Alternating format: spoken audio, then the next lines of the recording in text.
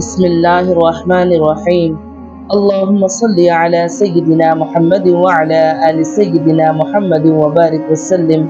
السلام علیکم۔ آج ہم سورۃ آل عمران کی آیت نمبر 175 سے شروع کریں گے۔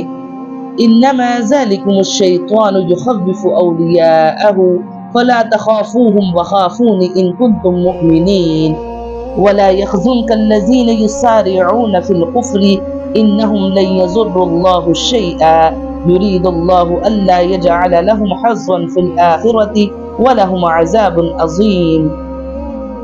یہ خبر دینے والا صرف شیطان ہی ہے جو اپنے دوستوں سے ڈراتا ہے۔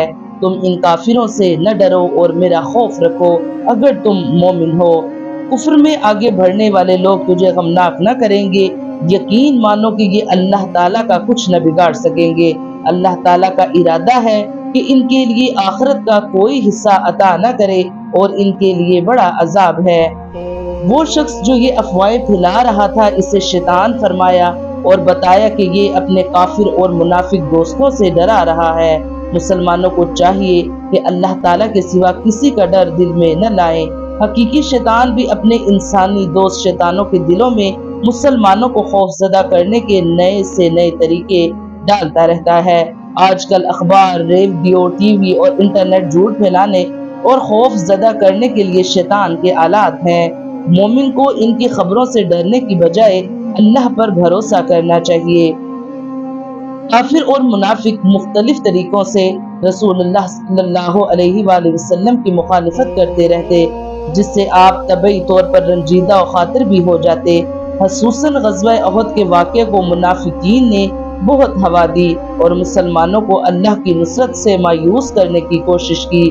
اس پر یہ آیات نازل ہوئیں اور آپ صلی اللہ علیہ وآلہ وسلم کو تسلی دی گئی کہ اس قسم کی مخالفتوں سے کفار اسلام کو کوئی نقصان نہیں پہنچا سکتے، بلکہ اس قسم کا رویہ اختیار کر کے خود ہی آخرت کے حصے سے محروم ہو رہے ہیں۔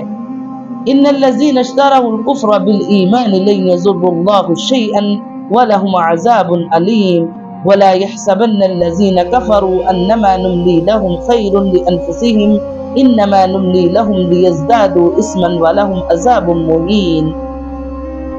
کفر کو ایمان کے بدلے خریدنے والے ہرگز اللہ تعالیٰ کو کوئی نقصان نہیں پہنچا سکتے اور انہی کے لیے المناک عذاب ہے۔ کافر لوگ ہماری دی ہوئی مہلت کو اپنے حق میں بہتر نہ سمجھیں۔ یہ مہلت تو اس لیے ہے کہ وہ گناہوں میں اور بڑھ جائیں۔ انہی کے لیے ذلیل کرنے والا عذاب ہے۔ یعنی یہ لوگ ایمان کی بجائے کفر اختیار کر کے خود اپنا برا کر رہے ہیں، اس کے نتیجے میں دردناک عذاب سے دوچار ہوں گے۔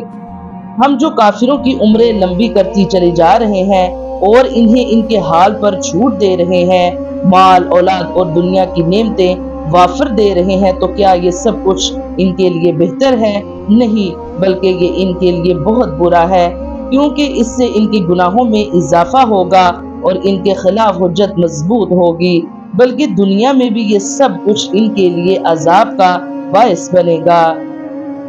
ما كان الله ليذر المؤمنين على ما أنتم عليه حتى يميز الخبيث من الطيب وما كان الله ليطلعكم على الغيب ولكن الله يجتبي من رسله من يشاء فآمنوا بالله ورسله وإن تؤمنوا وتتقوا فلكم أجر عظيم۔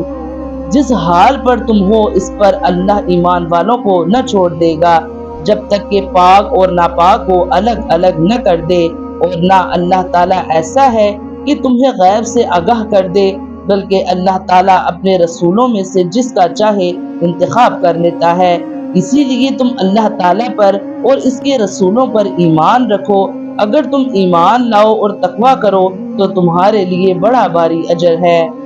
یعنی اللہ تعالیٰ مسلمانوں کی جماعت کو اس حال میں دیکھنا پسند نہیں کرتا کہ ان کے درمیان سچے اہل ایمان اور منافق سب خلط ملت رہیں۔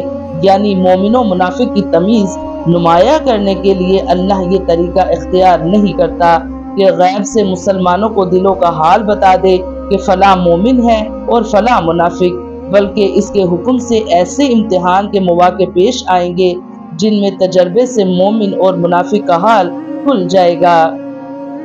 ولا يحسبن الذين يبخلون بما آتاهم الله من فضله هو خير لكم بل هو شر لكم سيطوقون ما بخلوا به يوم القيامة ولله میراث السماوات والارض واللہ بما تعملون خبیر۔ جنہیں اللہ تعالیٰ نے اپنے فضل سے کچھ دے رکھا ہے وہ اس میں اپنی کنجوسی کو اپنے لیے بہتر خیال نہ کریں بلکہ وہ ان کے لیے نہایت بدتر ہے۔ ان قریب قیامت والے دن یہ اپنی کنجوسی کی چیز کے توق ڈالے جائیں گے۔ آسمانوں اور زمین کی میراث اللہ تعالیٰ ہی کے لیے ہے اور جو کچھ تم کر رہے ہو اس سے اللہ تعالیٰ آگاہ ہے۔ یعنی زمین و آسمان کی جو چیز بھی کوئی مخلوق استعمال کر رہی ہے وہ دراصل اللہ کی ملک ہے اور اس پر مخلوق کا قبضہ و تصرف عارضی ہے۔ ہر ایک کو اپنے مقبوضات سے بہرحال بے دخل ہونا ہے اور آخر کار سب کچھ اللہ ہی کے پاس رہ جانے والا ہے۔ لہذا عقل مند ہے وہ جو اس سے عارضی قبضے کے دوران اللہ کے مال کو اللہ کی راہ میں دل کھول کر صرف کرتا ہے، اور سخت بے وقوف ہے وہ جو اسے بچا بچا کر رکھنے کی کوشش کرتا ہے۔ لقد سمع الله قول الذين قالوا إن الله فقير ونحن أغنياء سنكتب ما قالوا وقتلهم الأنبياء بغير حق ونقول ذوقوا عذاب الحريق۔ یقیناً اللہ تعالیٰ نے ان لوگوں کا قول بھی سنا جنہوں نے کہا کہ اللہ تعالیٰ فقیر ہے اور ہم تونگر ہے۔ ان کے اس قول کو ہم لکھ لیں گے اور ان کا انبیاء کو بلا وجہ قتل کرنا بھی، اور ہم انہیں اس سے بھی کہیں گے کہ جلنے والا عذاب چکھو۔ یہ یہودیوں کا قول تھا۔ قرآن مجید میں جب یہ آیت آئی جو اللہ کو اچھا قرض دے تو اس کا مذاق اڑاتے ہوئے یہودیوں نے کہا شروع کیا کہ جی ہاں اللہ میاں مفلس ہو گئے، اب وہ بندوں سے قرض مانگ رہے ہیں۔ اللہ تعالیٰ ہمیں قرآن پاک پڑھنے کی، اس کو سمجھنے کی اور اس پر عمل کرنے کی توفیق عطا فرمائے، آمین یا رب العالمین۔